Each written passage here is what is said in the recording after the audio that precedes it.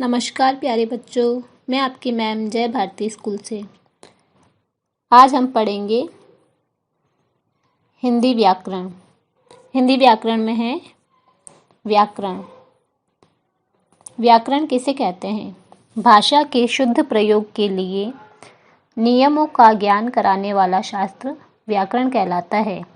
जैसा कि मैंने आपको पिछली वीडियो में बताया था कि भाषा को शुद्ध रूप में लिखने के लिए हम जिन नियमों को ध्यान में रखते हुए, ज्ञान को ध्यान में रखते हुए वाक्य को शुद्ध रूप में लिखते हैं, उसी को हम व्याकरण कहते हैं।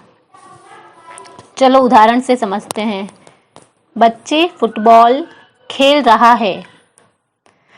क्या ये वाक्य सही है? नहीं, ये अशुद्ध रूप है। इसे हम शुद्ध रूप में लिखेंगे, बच्चे फुटबॉल खेल रहे हैं। जैसे हैं, दोनों लड़कियां भोजन बना रहे हैं। ये वाक्य क्या है? अशुद्ध। इसको हम शुद्ध रूप में लिखेंगे, दोनों लड़कियां भोजन बना रही है। नेक्स्ट, मैदान में पशु घास चर रहा है। ये क्या है वाक्य? अशुद्ध वाक्य है। तो इसे हम शुद्ध रूप में लिखेंगे, मैदान में पशु घास चर रहे हैं। तो अशुद्ध से शुद्ध रूप में लिखना ही व्याकरण कहलाता है। अब देखो क्या है व्याकरण के अंग। व्याकरण के अंग कौन कौन से हैं? पहला है वर्ण विचार, दूसरा है शब्द विचार और तीसरा है वाक्य विचार। अब वर्ण विचार क्या है? वर्ण आपको पता ही होंगे, अक्षर को ही वर्ण कहा जाता है। तो वर्ण विचार वाक्य के इस अंग में वर्णों के स्वरूप, भेद, उच्चारण आदि का अध्ययन किया जाता है। मतलब जैसे अक्षरों की बनावट क्या है और वो बोलने में क्या कहलाता है, यही क्या है? वर्ण है। जैसे अक्षर होते हैं, इन अक्षरों को ही वर्ण कहते हैं। नेक्स्ट है शब्द विचार। शब्द विचार किसे कहते हैं? व्याकरण के इस अंग में शब्दों के स्वरूप, भेद, लिंग, वचन आदि का अध्ययन किया जाता है। व्याकरण के इस अंग में अभी हमने वर्ण विचार पढ़ा। जैसे वर्ण क्या होता है, अब शब्द क्या है? वर्ण यानी अक्षर, अक्षरों को जोड़कर शब्द बनता है।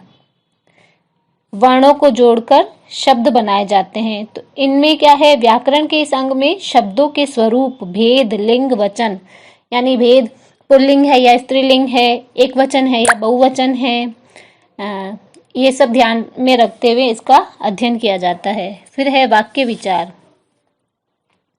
वाक्य विचार क्या है? व्याकरण के इस अंग में वाक्य रचना, वाक्य भेद, विराम चिन्ह आदि का अध्ययन किया जाता है।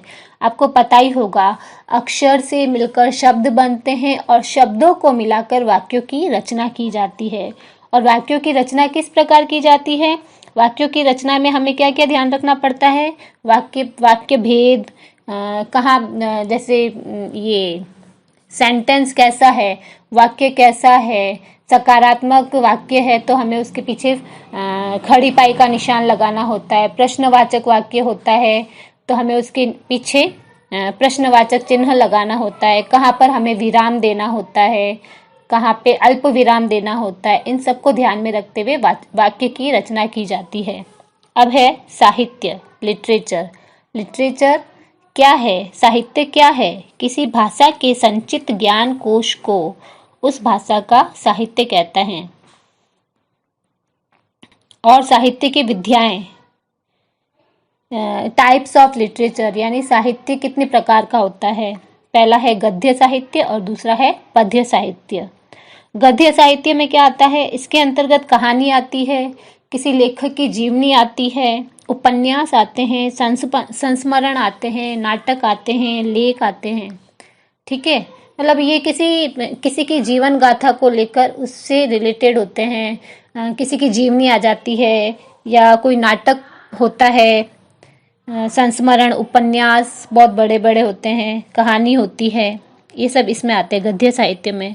और दूसरा है पद्य साहित्य। इसके अंतर्गत दोहा आता है, चौपाई आती है, छंद, सोरठा, कविता, गीत, ये सब किसमें आते हैं? पद्य के अंदर आते हैं।